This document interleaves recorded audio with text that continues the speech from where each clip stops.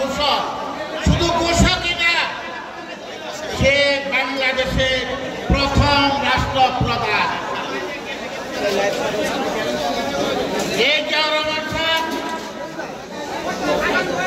যখন ক্ষমতায় আসলো, আজকে বিরোধী পক্ষরা বলে যে জিয়াউর রহমান জোর করে ক্ষমতা আনছে। জিয়াউর রহমান সাহেব কোনদিন জোর করে ক্ষমতা নেয় না।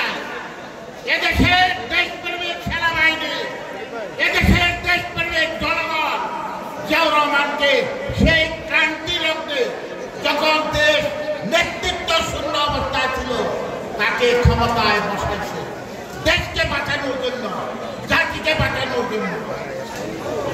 1971 সালে মহান স্বাধীনতা যুদ্ধে 20 লক্ষ ভাইয়েরা রক্ত দিয়েছে, শহীদ হয়েছে।